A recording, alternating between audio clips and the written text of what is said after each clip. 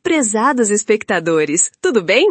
No vídeo de hoje, vamos reagir a uma conversa de amigos surpreendentemente amigável entre os jornalistas da Globo News e o ministro Fernando Haddad.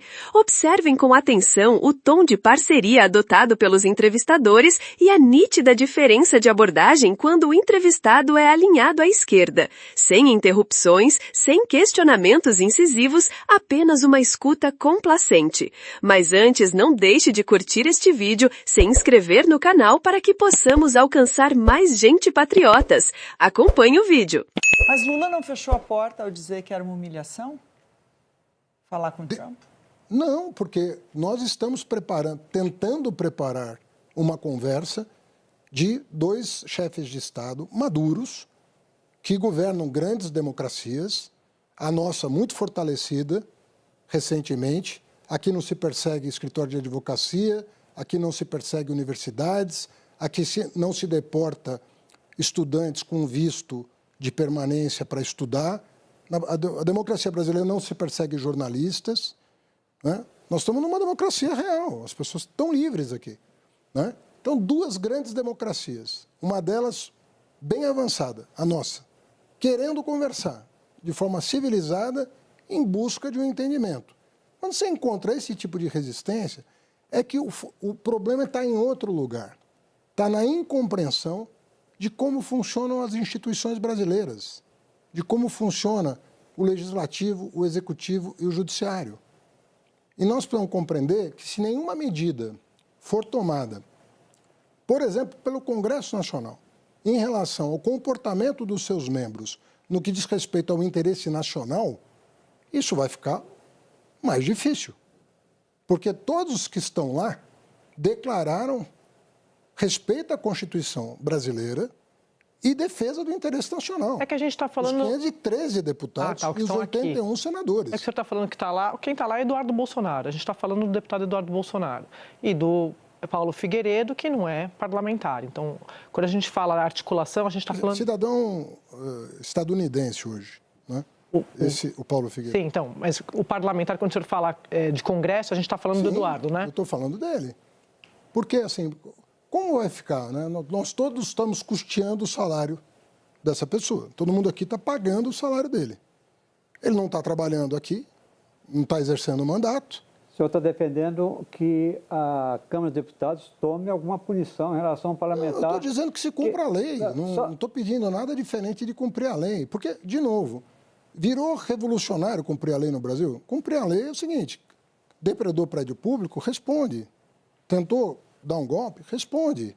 Está defendendo interesse estrangeiro com mandato parlamentar, responde. Está fora do país, para além do que permite o regimento da casa. Mas, ministro, responde. Como é que resolve, então? Se ninguém responde por nada, como é que fica o país? Como é que se organiza o país para um desafio que é grande? Nós estamos falando de uma potência econômica. Repito, com a qual nós nunca tivemos problema. Mas como é que resolve, entrou democrata, ministro? entrou republicano. O presidente Lula já passou por quantos presidentes americanos? Já passou por republicano, já passou por democrata. Vocês ouviram o ministro Haddad afirmar, sem rodeios, que vivemos numa democracia plena. É de chorar, não é? Uma declaração dessas e os jornalistas da Globo News ficam mudos, como se tudo estivesse perfeitamente normal. Nenhuma interrupção, nenhum questionamento, apenas um silêncio ensurdecedor. Será que o Pix ainda está caindo na conta daquilo que muitos chamam de rede esgoto? Porque, convenhamos, a falta de imparcialidade é gritante. Vamos continuar assistindo este papo de amigos. O senhor falou na intuição do presidente Lula, porque ele citou isso numa entrevista, acho que foi a Reuters, na semana passada, falando que não teria problema nenhum em ligar para o presidente Trump, claro, mas ele não vai se humilhar. Agora há pouco, eu estava acompanhando hoje mais cedo o governador de São Paulo, Tarcísio, dizendo que o que vai fazer a diferença é uma ligação do presidente Lula para o presidente Trump. A frase dele é assim: quantas vezes vamos ter reuniões de alto nível no Departamento de Estado? Quantas vezes vamos ter a ligação do presidente brasileiro com o presidente americano?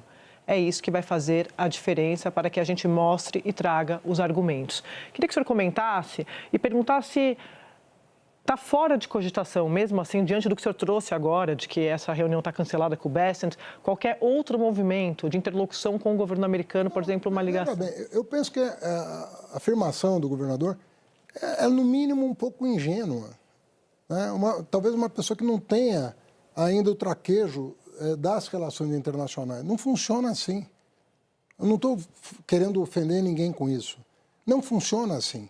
Quando dois chefes de Estado se falam, existe preparação prévia para que a reunião, o telefonema, o que quer que seja, resulte na melhor condição de negociação para os dois países.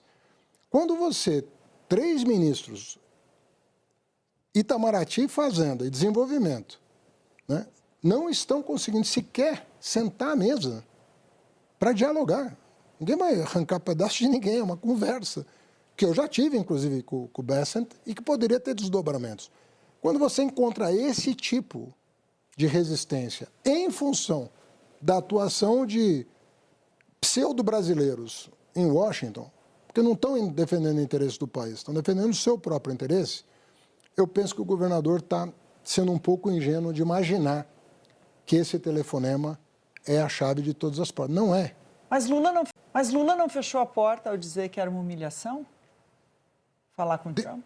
Não, porque nós estamos tentando preparar uma conversa de 2 chefes de Estado maduros que governam grandes democracias, a nossa muito fortalecida recentemente. Aqui não se persegue escritório de advocacia, aqui não se persegue universidades, aqui não se deporta estudantes com visto de permanência para estudar. A democracia brasileira não se persegue jornalistas. Né? Nós estamos numa democracia real, as pessoas estão livres aqui. Né? Então, 2 grandes democracias, uma delas bem avançada, a nossa, querendo conversar de forma civilizada em busca de um entendimento. Quando você encontra esse tipo de resistência, é que o problema está em outro lugar. Está na incompreensão de como funcionam as instituições brasileiras, de como funciona o legislativo, o executivo e o judiciário. E nós precisamos compreender que se nenhuma medida for tomada, por exemplo, pelo Congresso Nacional, em relação ao comportamento dos seus membros no que diz respeito ao interesse nacional, isso vai ficar mais difícil. Porque todos que estão lá declararam respeito à Constituição brasileira e defesa do interesse nacional. É que a gente está falando... Os 513 deputados e os 81 aqui. senadores. É que o senhor está falando que está lá... Quem está lá é Eduardo Bolsonaro. A gente está falando do deputado Eduardo Bolsonaro. E do Paulo Figueiredo, que não é parlamentar. Então, quando a gente fala da articulação, a gente está falando... Cidadão estadunidense hoje, né? O Paulo Figueiredo. Sim, então, mas o parlamentar, quando o senhor fala de Congresso, a gente está falando do Eduardo, né? Eu estou falando dele. Porque, assim, como vai ficar, né? Nós todos estamos custeando o salário dessa pessoa. Todo mundo aqui está pagando o salário dele.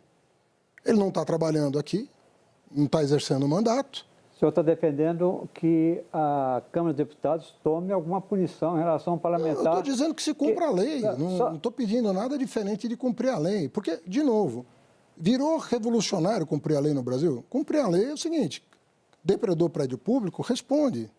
Tentou dar um golpe? Responde.